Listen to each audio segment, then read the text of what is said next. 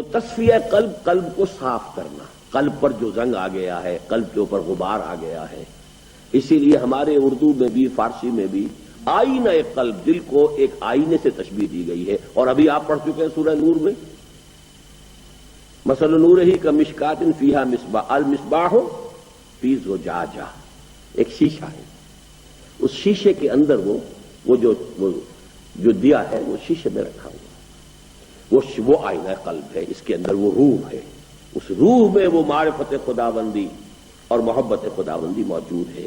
لیکن اس شیشے کے اوپر سموک آ گیا ہے، دھوئیں نے اس کو اتنا سیاہ کر دیا ہے کہ اب اس روح کی روشنی جو ہے وہ اندر ہی اندر ہے، باہر نکل ہی نہیں سکتی. اس کو اب صاف کر دیجئے، چمنی کو صاف کر دیجئے، اب اس کی روشنی جو ہے روح کی پورے وجود کو منور کر دے گی. یہی عمل ہے تصفیہ قلب. اور تیسرا لفظ میں یہاں اور لایا ہوں، تجلیہ روح. تجلیہ جلی، یعنی اگر چراغ کی روشنی مدھم ہے، بتی ذرا نیچے کو ہو گئی ہے، تو آپ اسے بھی تو اٹھاتے نا ذرا اوپر کہ وہ لو بھی پوری ہو جائے. تو روح کے اندر بھی تجلی، اس کی روشنی بڑھے. تین الفاظ اب یہاں آ گئے. تزکیہ نفس، یہ اصل میں ہمارے ہاں تصوف میں تو کہلاتی ہیں لطائف ستہ.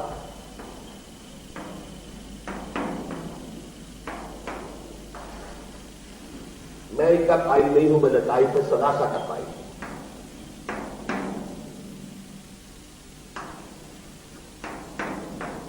تین کیا ہے؟ نفس،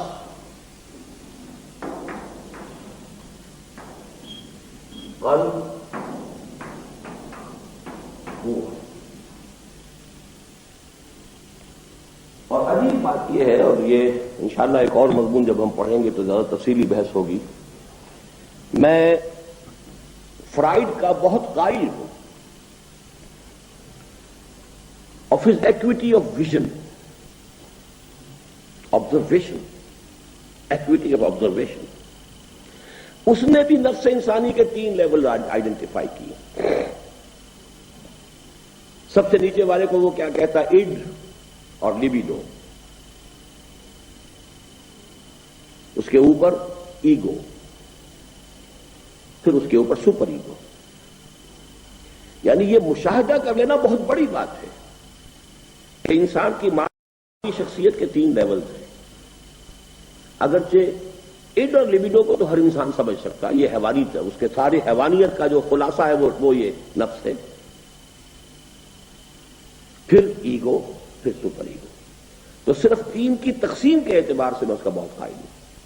باقی نہ وہ ایگو کو صحیح سمجھتا ہے، نہ سپر ایگو کو سمجھ سکتا ہے. سپر ایگو جس شے کا نام اس نے قرار دیا وہ بالکل اس کا دھوکہ اور فریب ہے. اب اس کی تفصیل میں نہیں جاؤں گا. وہ روح انسانی ہے. یہ جو قلب ہے اس کے اوپر دونوں دباؤ کرتے ہیں. یہ قلب کا نام قلب اس لیے ہے کہ قلب ماہیت کسی شے کی اصل حقیقت کا اسینشل چینج اگر ہو تو قلب ماہیت. اور دل بیچاری وہ شے ہے ہمارے جسم کا وہ عضو ہے جسے کسی کل چین نہیں ہے. یہ یا سکڑ رہا ہے یا جو ہے سکڑ رہا ہے پھیل رہا ہے، سکڑ رہا ہے پھیل رہا ہے، سکڑ. باقی ہر ٹیشو جو ہے وہ ہمارا آرگن، ٹیشو تو خیر اس کا بھی ہے یہ جو ریسٹ کرتا ہے، لیکن یہ کہ آرگن، ہر آرگن کے لیے ریسٹ ہے ایکسپٹ ہارٹ. اور یہ ایک حالت میں رہتا ہی نہیں. ابھی وہ پھیل رہا ہے، پھر سکڑ رہا ہے، پھر پھیل رہا ہے، پھر سکڑ رہا ہے. قلب کو کہتے اس لیے قلب کے معنی تبدیلی، اسی سے لفظ انقلاب بنا. اب یہ ساری جو ہے ابھی آپ یہاں سے باب انفعال کیا ہو گیا؟ انقلاب، تبدیل ہو جاتا. قلب پر ایک طرف تو دباؤ آ رہا ہے نفس کا، ایک طرف آ رہا ہے روح کا. کبھی ہمارا قلب کیا ہے؟ کبھی نیکی، کبھی بدی، اکثر و بیشتر. کبھی دل کا رجحان ادھر ہو گیا، نفس نے قابو کر دیا تو ہم بدی کی طرف راغب ہو گئے. کبھی ہوش آیا، روح نے کچھ کھینچا اپنی طرف تو کسی نیکی کی طرف راغب ہو گئے. نفس مطمئنہ وہ ہوتا ہے کہ جو نفس کے اوپر تو پوری طرح قابو کر لے اور پوری توجہ روح کی طرف ہو جائے. یا ایتھا النفس المطمئنہ ارجعی الی ربک راضیۃ مرضیہ. اے نفس مطمئنہ، یہ سب سے اونچا مقام ہے. اسٹیبلٹی کہ قلب کلیتاً متوجہ ہے روح کی طرف، روح کے انوار سے منور ہو کر پورے وجود کو اس نے اپنے قابو میں لیا ہوا، گورن کر رہا ہے. دی animal existence is controlled by that super ego now and that is روح. یہ ہارٹ ہی ہے، اسی سے منسلک ہے روح. دیکھیے ہر شے کی ایک حقیقت ہے. ہمارے پورے وجود میں جان ہے، کہاں ہے کچھ پتہ نہیں. اس لیے یوں سمجھ لیجئے کہ قلب ہی میں روح ہے، روح کا مسکن قلب ہے. یہاں تو میں نے اسے علیحدہ لکھا تھا. اب یوں سمجھیے کہ اس کو اگر ہم زیادہ صحیح اس کو کریں گے تو یہ ہے، یہ روح ہے، یہ قلب ہے، اور یہ پھر پورا ہوتا ہے واجب. یہ ٹھیک اس کو وہ ایگو کہہ رہا ہے، اس کو سپر ایگو کہہ رہا ہے. اگر اس کی جو ہندوؤں کا قلب اس کے اوپر ہو گیا ہے تو پورے قلب کے اوپر سے آئی آ جائے.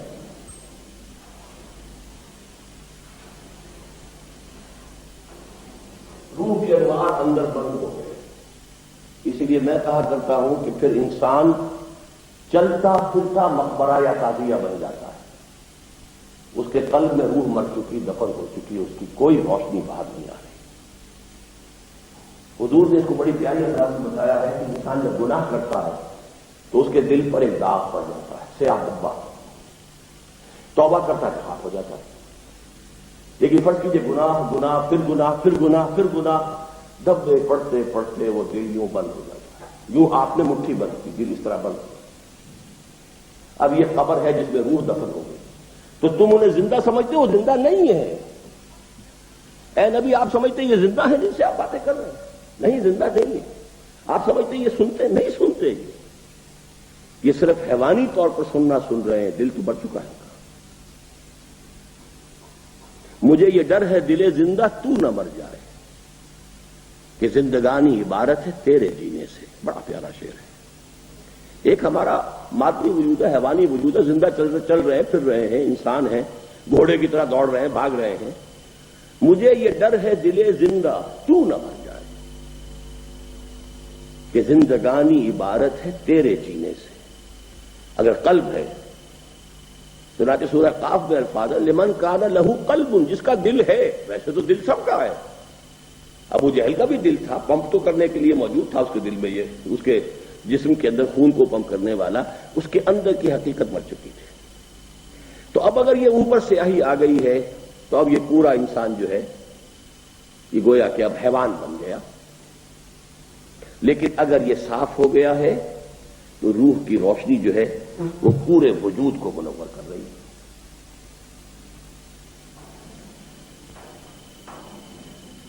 یہ جب روح انسانی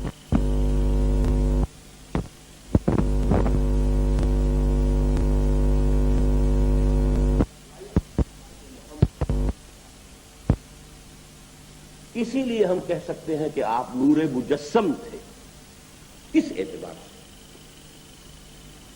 کہ آپ کے وجود کے اوپر آپ کے روحانی انوار یا روح کی نور کا اتنا غلبہ تھا. It had penetrated each and every cell of his existence. اس معنی میں نور مجسم ہے، کہے کوئی حل نہیں. نور مجسم. ہمارا حال یہ کہ کبھی ادھر کبھی ادھر، دو قدم ادھر تو ایک قدم ادھر. یہ اگر حقیقی اور واقعی ہو تو اس کی کوکھ سے لازماً تصادم اور کشمکش یا کشاکش جنم لیتے ہیں، جن کے مراحل تبدیلی کی نوعیت اور مقدار کی نسبت سے کم و بیش ہو سکتے ہیں. ایمان نے جو تبدیلی صحابہ کرام کے اندر پیدا کی، اس نے جس تصادم اور کشمکش کو جنم دیا، اس کے جملہ مدارج اور مراحل کا جامع عنوان ہے جہاد فی سبیل اللہ.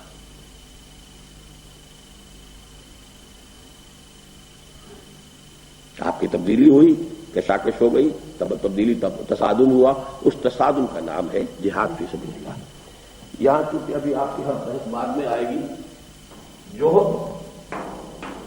اس کا ترجمہ ہوگا فارسی میں کوشش، انگریزی میں strive for something, to exert, اور جہاد اس کا ترجمہ فارسی ہوگا کشاکش، اور اس میں ہوگا اسٹرگل۔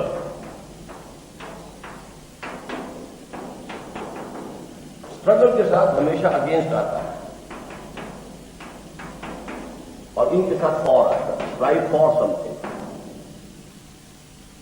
جوہد جو ہے وہ ایک یک طرفہ فینومینن ہے، جہاد دو طرفہ، اسٹرگلنگ اگینسٹ ایچ ادر۔ کوشش ایک یک طرفہ عمل ہے، آپ کوشش کر رہے ہیں کسی کام کے لیے، لیکن جب مقابلہ ہو جائے کہ اسی کے لیے کوئی اور بھی کوشش کر رہا ہے، یہی چیز میں بھی حاصل کرنا چاہتا ہوں، آپ بھی حاصل کرنا چاہتے ہیں، اب ہمارا مقابلہ ہوگا، یہ جہاد ہوگا۔ اور اگر کوئی درمیان میں چیلنج نہیں ہے، کوئی رکاوٹ نہیں ہے، اور میں اس کو حاصل کرنے کی کوشش کر رہا ہوں، یہ جوہد ہے۔ کوئی چیلنج ہے، کوئی رکاوٹ ہے، کوئی مقابلہ ہے، کوئی مسابقت ہے، وہ جہاد ہے۔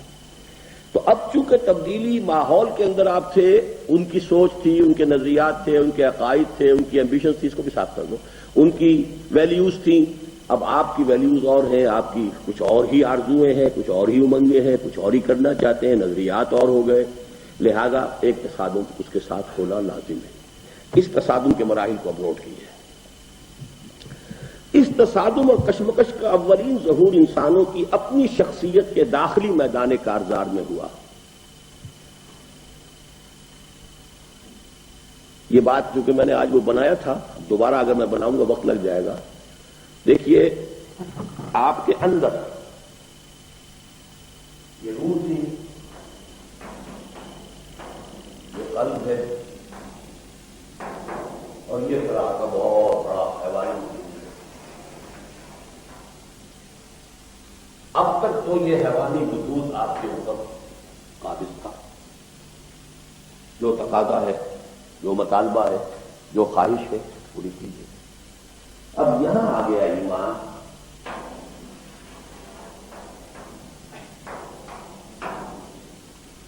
اب تصادم، میرا جی چاہتا ہے کچھ ہے کھانے کو، قرآن کہتا ہے کوئی خواہش میرے اندر پیدا ہوئی ہے، اللہ کہتا ہے نہیں، ناجائز، تصادم ہو گیا۔ وہ اینیمل انسٹنکٹس ہے نا، اسی کے لیے بھاگ دوڑ ہے۔ لیکن جب یہاں آ گیا ایمان باللہ، ایمان بالآخرت اور ایمان بالرسالہ، جب یہاں یقین پیدا ہو گیا کہ مرنے کے بعد زندہ ہونا، اللہ کے حضور جانا ہے، اللہ نے میری ہدایت کے لیے محمد کو بھیجا ہے، یہ کتاب ہے، یہ حرام کیا اس نے، اس کو حلال کیا، تو ایک conflict with in your personality,